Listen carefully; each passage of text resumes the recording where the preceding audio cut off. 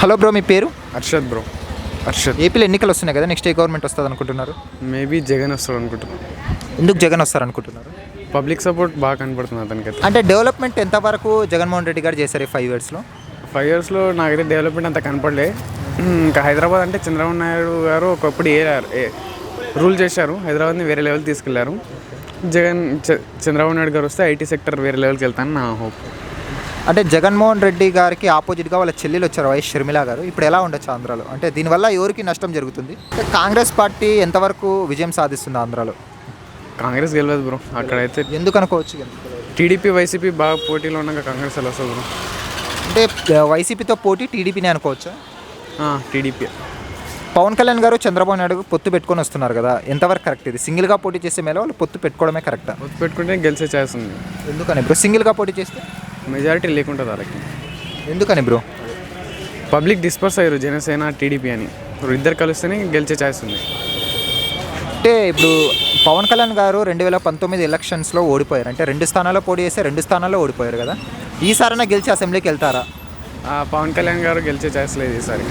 అంటే ఎమ్మెల్యేగా కానీ గెలిచారు ఈసారి అట్లీస్ట్? ఈసారి ఎమ్మెల్యేగా గెలిచే ఛాన్స్ ఉంది. చాలామంది చంద్రబాబు నాయుడు గారు పవన్ కళ్యాణ్ అంటే వాడుకొని వదిలేస్తారు అంటున్నారు. ఎంతవరకు నిజం అందులో? అది నాకైతే తెలియదు బ్రో, ఇంకా నేనైతే ఏం చెప్పలేను. అలాగే నారా లోకేష్ గారు, ఆయన మంగళగిరి నుండి పోటీ చేసి ఎమ్మెల్యేగా ఓడిపోయారు 2019 ఎలక్షన్స్లో. మరి ఇప్పుడు రాబోయే ఎలక్షన్స్లో అయినా ఆయన గెలిచి ఎమ్మెల్యేగా గెలుస్తారంటారా? మేబీ గెలవచ్చు బ్రో. చంద్రబాబు నాయుడు గారి గ్రాఫ్ పెరిగిందే తగ్గిందా బ్రో అప్పుడుతో పోలిస్తే? అప్పుడుతో పోలిస్తే ఈసారి అరెస్ట్ అయింది కాబట్టి సింపతితో కొంచెం పెరిగి ఉంటుంది. అంటే సింపతి ఓట్లు ఎక్కువ పడే అవకాశం ఉందంటారా? మేబీ సింపతి ఉండొచ్చు, సగం సింపతి సగం సపోర్ట్ ఉంటుంది బ్రో పొలిటికల్ లీడర్స్కి. అంటే చంద్రబాబు నాయుడు గారిని డెవలప్మెంట్, ఆయన చేసే డెవలప్మెంట్ని చూసి, ఆయన విజన్ని చూసి ప్రజలు ఓట్లు వేస్తారా? లేకుంటే ఈసారి ఏమైనా జైలుకి పోయి వచ్చారు, ఏజ్ అయిపోయింది, లాస్ట్ ఒక్కసారి ఇద్దాం అవకాశం అని సింపతితో గెలిపిస్తారా? జనాలు ఏం బ్రో, ఇప్పుడు 100 రూపాయలు ఇస్తే ఓటు అమ్ముకునే వాళ్ళు డెవలప్మెంట్ అవేం చూడరు. ఇంకా నోటుకి వైన్ బాటిల్ డబ్బు ఇస్తే అందుకే సార్, కానీ డెవలప్మెంట్ అయితే ఏ జనాలు చూడరు. కానీ ఎడ్యుకేటెడ్ వాళ్ళు ఉంటారు కదా కొంతమంది, అందరూ అలాగే ఉంటారు కదా. లిటరసీ ఉండరు కదా, లిటరసీ అంటే ఎడ్యుకేటెడ్ పీపుల్ కూడా ఉంటారు కదా.